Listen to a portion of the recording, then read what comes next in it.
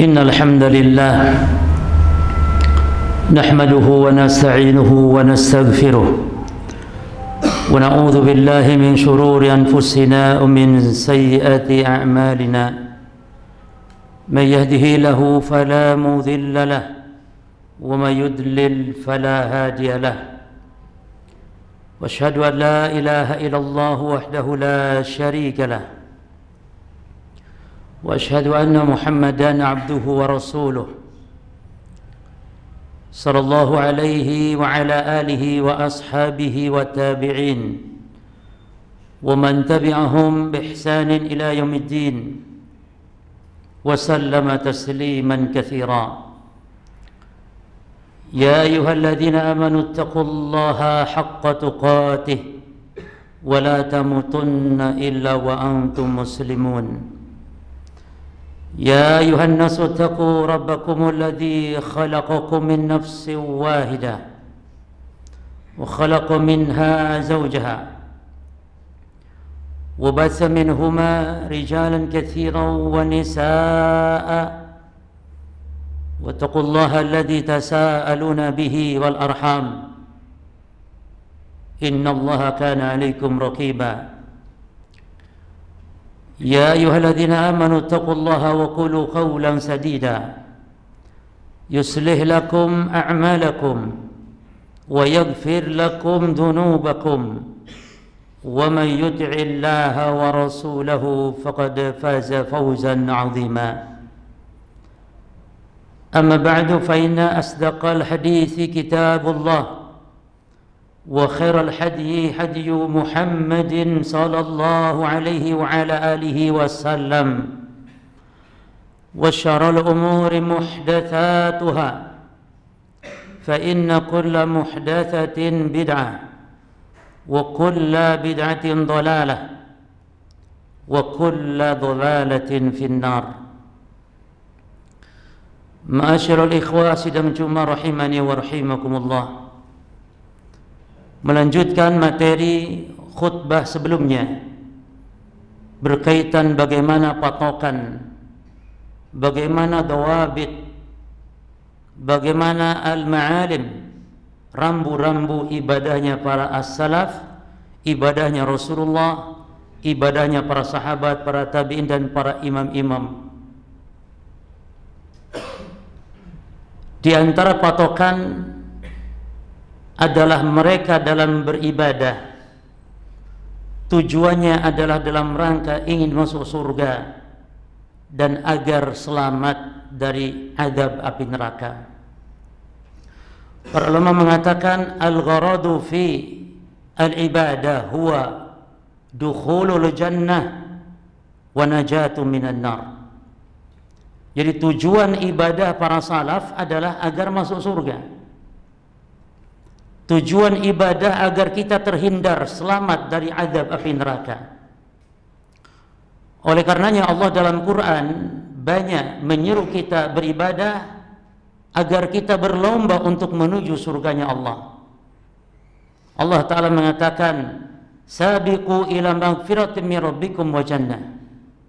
Bersegeralah kalian, kata Allah, menuju kepada ampunan Allah dan surga.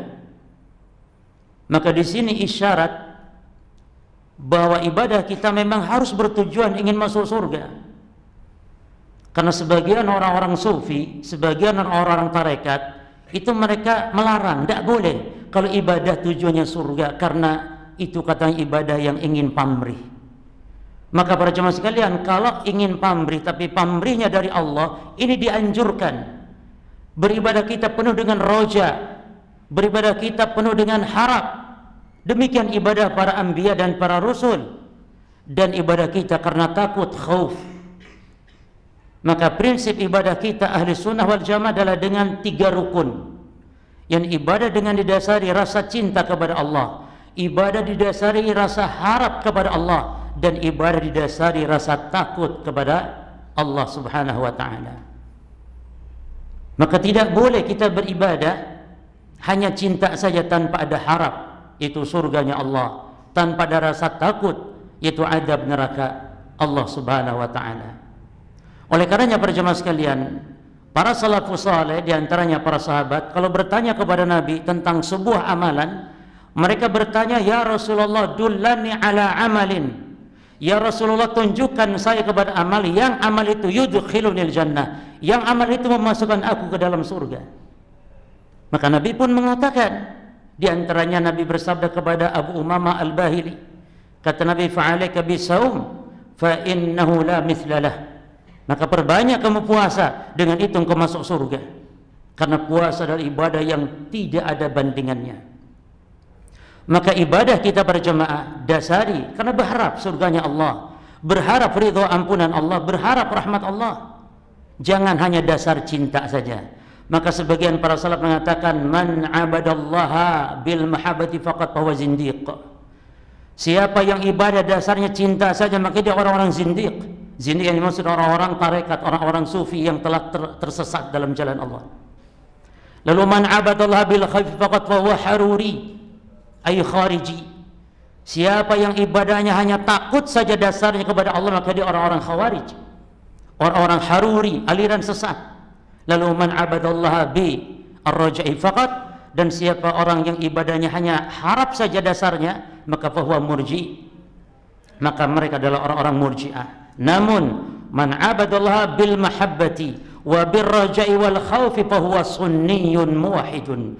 Namun siapa yang ibadah kepada Allah dasarnya cinta, dasarnya harap, dasarnya takut, maka dialah ahli sunnah, dialah orang yang bertauhid kepada Allah Subhanahu wa taala. Ini yang pertama para jemaah, sebagai lanjutan dari materi khutbah sebelumnya. Yang berikut diantara rambu-rambu, kaedah-kaedah dan patokan-patokan dalam beribadah yang dilakukan oleh para as-salaf terdahulu adalah bahwa al-ijtinabu ma yulihi wa ma yushghilu an fi asna'il ibadah. Seorang muslim dalam beribadah harus menjauhkan dari hal yang akan menyibukkan, hal yang akan mengganggu dalam ibadahnya. Ketika sedang beribadah, berusaha agar tidak ada hal yang menyibukkan. Suatu hari Rasul SAW salat di atas kain yang diberi hadiah dari seorang sahabat namanya Abu Jaham. Lalu selesai salat, kata Nabi, idhabu bi khamisati hadihi ila Abi Jaham. Kata Nabi, kembalikan kain khamisah. Khamisah itu kain yang halus, kain yang bagus, namun laha a'lam. Kain namun dia memiliki corak-corak berwarna-warni. Kata Nabi, kembalikan kain khamisah ini kepada Abu Jaham, wa atuni bi anbajaniyati Abi Jaham, dan minta gantinya kain anbajaniyanya Abu Jaham. Yani hadiahnya dikembalikan namun minta ganti. Ini boleh para jemaah. Jadi kalau seorang muslim dikasih hadiah sama saudaranya, sama temannya, boleh untuk minta ditukar hadiahnya. Dan juga boleh hadiah itu kita berikan kepada orang lain para jemaah. Dan yang memberi hadiah jangan tersinggung. Bahkan bisa jadi ketika hadiah dia diberikan oleh yang kita beri hadiah kepada orang lain, mungkin lebih bermanfaat. Maka Nabi pernah memberi hadiah kepada sahabat Umar bin Al-Khattab kain semacam sutra para jemaah. Lalu kata Umar, ya Rasulullah, untuk apa sutra ini? Saya kan haram pakai sutra. Kata Nabi, kamu bisa berikan kepada istrimu, kepada saudari perempuanmu, bisa berikan kepada orang lain yang memang boleh memakainya. Maka ini tentang fikih hadiah yang sangat penting. Banyak di antara kita ini kalau memberi hadiah lalu enggak dipakai, diberi kepada orang lain, kita tersinggung. Hadza la yajuz. Boleh berjemaah. Nah, kemudian dikembalikanlah kain khamisah kepada Abu Jaham, lalu dikasih gantinya kain anbajaniyah. Anbajaniyah itu kain kasar, kurang bagus dia, tapi polos berjemaah. Maka Nabi ketika nyuruh mengembalikan kain tersebut, apa alasannya? Subhanallah para jemaah. Dengar kata Nabi SAW, fa innaha qad alahatni anifan fi salati. Karena kain itu sungguh telah mengganggu saya dalam salat saya, mengganggu kehusyuan saya para jemaah. Rasul yang kehusyuannya luar biasa, manusia yang paling super khusyuk kalau beribadah kepada Allah, tapi beliau merasa terganggu dengan kain, dengan sajadah atau apapun benda-benda atau apapun ornamen-ornamen masjid, terganggu para jemaah. Maka ini juga pelajaran bagi para takmir masjid agar jangan menghias-hias masjid yang membuat kaum muslimin yang sholat merasa terganggu. Bahkan harusnya ciptakan suasana khusyuk dalam beribadah. Tidak boleh ada gangguan dalam beribadah. Hatta suasana seperti masjid dilengkapi fasilitas yang membuat khusyuk kaum muslimin, ini dianjurkan. Karena demikian metode ibadah para salaf agar bagaimana khusyuk dalam beribadah. Tidak boleh adanya gangguan-gangguan. Bahkan yang menarik lagi kisah daripada sahabat Abu Talhah radhiyallahu anhu. Salah seorang sahabat Ansor yang dikenal banyak tanahnya, banyak kebunnya. Suatu hari beliau sholat di kebunnya sendiri. Kemudian ketika sedang sholat, ada burung yang terbang, dia mencari jalan keluar, bolak-balik burung ini. Dan sangat indah. Sehingga membuat perhatian Abu Talhah tercurah kepada burung ini ketika beliau sedang sholat. Lalu dia perhatikan burung tersebut. Lalu ketika dia kembali kepada salatnya, fa idza huwa la yadri kam shalla. Ternyata Abu Talhah sudah enggak ingat lagi sudah berapa rakaat salatnya. Terganggu dia dengan burung tersebut, maka dia pun mengatakan dalam hatinya, sungguh kebun ini sudah membuat fitnah, sudah menggangguku dalam ibadahku. Maka dia lapor kepada Rasulullah SAW. Lalu kebun ini pun akhirnya diserahkan kepada Nabi untuk diwakafkan, disedekahkan di jalan Allah Subhanahu wa taala. Demikian para salaf dahulu dalam menjaga kehusyuan hal yang menyibukkan dalam salat-salat mereka.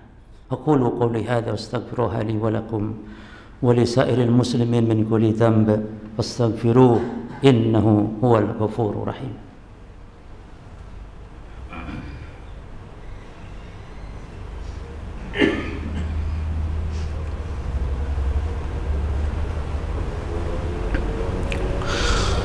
الحمد لله حمدا كثيرا طيبا مباركا فيه كما يحب ربنا ويرضى وأشهد أن لا إله إلا الله وحده لا شريك له وأشهد أن محمدا عبده ورسوله صلى الله عليه وعلى آله وأصحابه والتابعين ومن تبعهم بإحسان إلى يوم الدين وسلم تسليما كثيرا أما بعد. Hadirin sidang Jumat rahimani wa rahimakumullah. Di antara patokan-patokan ibadah, rambu-rambu ibadah para salat terdahulu adalah al-hirs. Mereka bersemangat fil ibadah, di dalam beribadah muwafaqatus sunnah, sesuai dengan sunnah Nabi. Jadi tidak melihat banyak sedikitnya, tidak melihat kepada enak atau tidak enaknya. Seperti salat malam, Nabi Muhammad SAW disebutkan oleh Aisyah bahwa Nabi tidak menambah salat malamnya itu dari 11 rakaat, baik di bulan Ramadan ataupun di luar bulan Ramadan. Maka tentu salat malam kita dengan 11 rakaat itu lebih afdol, karena itu yang dikerjakan oleh Nabi SAW. Maka pernah ada datang 3 orang sahabat bertanya tentang bagaimana ibadahnya Nabi SAW. Datang ke rumah para istri Nabi bertanya, bagaimana keadaan Nabi di rumahnya dalam beribadah. Maka para istrinya pun menceritakan demikian, Nabi kalau sholat, Nabi sholat, kadang Nabi tidur. Kalau berpuasa, Nabi SAW puasa, tapi tidak terus-terusan berpuasa. Namun 3 orang sahabat ini, ka'annahum yaqulluha, ini seolah-olah menganggap kecil, menganggap remeh, menganggap kurang ibadahnya Nabi. Tapi kata mereka, masih kurang, itu kan Nabi Muhammad. Beliau Nabi yang dosanya diampuni oleh Allah, baik yang lalu ataupun yang akan datang. Tapi kita, siapa kita dibanding Nabi? Maka kalau Nabi kurang, itu Nabi tidak masalah, tapi kita tidak boleh kurang. Kita harus lebih dari Nabi sallallahu alaihi wasallam. Maka yang satu bertekad, saya tidak akan tidur, saya akan sholat terus menerus. Saya akan sholat terus semalam suntuk, tidak pernah tidur. Yang satu, saya tidak akan berbuka, saya akan puasa. Ini asmu dahra, saya akan puasa terus-terusan. Yang satu lagi, wala tazawwaju nisa. Kalau yang satu katanya, saya tidak akan menikah, karena menikah hanya mengganggu ibadah. Maka akhirnya terdengar hal ini oleh Nabi SAW dan Nabi pun marah. Bahwa Nabi membuang prinsip agama yang salah ini, yang berlebihan. Jadi segala sesuatu dalam ibadah sesuaikan dengan petunjuk Nabi, walaupun itu mungkin kecil, walaupun itu kurang. Makanya para jemaah sekalian, bagi musafir yang paling afdal, dan ini ijma' ulama, yang paling afdal, yang paling baik adalah jamak qashar bagi musafir. Jangan mengatakan jamak qashar itu kecil, ringan, saya cari yang berat, itu sholatnya tamam 4 rakaat, tidak mau mengqasharnya. La ya jemaah, rukhsah Allah lebih cinta rukhsah itu untuk diterima. Demikian petunjuk Nabi. Nabi SAW selama safar beliau senantiasa jamak dan qashar, dan itu ringan dan itu enak. Dan Nabi sudah mengatakan bahwa safar adalah qit'atun minal azab, safar bagian dari azab. Maka Allah memberikan keringanan pada syariat yang memang dasarnya sudah ringan. Maka ibadah itu haruslah sesuai sunnah. Jangan melihat remehnya, entengnya, lalu dia tambah-tambah dalam beribadah. Demikian pula para jemaah sekalian, dalam kaidah dan prinsip ibadahnya para salaf adalah mereka berprinsip al-masyaqqah laysat maqsudatan fi syariah. Bahwasanya al-masyaqqah, kesulitan itu bukan tujuan syariat. Ini sebagaimana melengkapi kaidah tadi. Kesulitan dalam agama ini bukan tujuan. Justru agama menginginkan kemudahan-kemudahan. Yuridullahu bikumul yusra. Allah menghendaki kalian kemudahan. Allah tidak menghendaki kalian kesulitan. Maka setiap ada rukhsah, keringanan-keringanan dari Allah, maka ambil, terima, dan Allah lebih suka keringanan-keringanannya untuk diambil. Demikian para jemaah, insyaallah kita akan lanjutkan di poin-poin berikutnya, insyaallah di khutbah-khutbah selanjutnya. Kita mari berdoa kepada Allah agar semoga Allah Ta'ala mengangkat semua kesulitan-kesulitan bagi kaum muslimin saat sekarang, dan juga bagi saudara kita yang ditimpa musibah, ditimpa malapetaka, khususnya saudara kita yang ada di Palestina. Jangan putus jemaah untuk senantiasa doakan mereka, karena doa ini bukan alternatif, bukan dijadikan sebagai yang paling akhir kalilah. Doa itu adalah justru yang utama. Doa yang bisa merubah segalanya. Kadang hal yang mungkin bagi kita mustahil, tidak ada yang mustahil bagi Allah Subhanahu wa ta'ala. Inna Allah wa malaikatahu yusholluna 'alan nabi ya ayyuhalladzina amanu shallu 'alaihi wa sallimu taslima. Allahumma shalli wa sallim wa barik 'ala abdika wa rasulika Muhammad. وارضهما عن خلفاء الراشدين أبي بكر وعمر وعثمان وعلي وأنا معهم بمنك وكرامك يا أكرم الأكرمين. اللهم أعز الإسلام والمسلمين وأذل الشرك والمشركين ودمر أعداءك أعداء الدين. اللهم انصر إخواننا المستضعفين من المسلمين. اللهم انصر إخواننا المستضعفين في فلسطين. اللهم انصر إخواننا المستضعفين في فلسطين. اللهم انصر عليهم نصرك يا رحمن يا كريم يا عزيز يا أرحم الراحمين. اللهم عليك باليهود، اللهم عليك باليهود والنصارى والمشركين. اللهم أنزل عليهم بأسك الذي لا يرد على القوم المجرمين. اللهم أنزل بأسك الذي لا يرد على القوم المجرمين. اللهم انصر دينك، اللهم انصر عبادك من المؤمنين في فلسطين. اللهم انصر إخواننا المستضعفين في فلسطين. اللهم ربنا آتنا في الدنيا حسنة وفي الآخرة حسنة وقنا عذاب النار. سبحان ربك رب العزة عما يصفون وسلام على المرسلين والحمد لله رب العالمين وأقيموا الصلاة.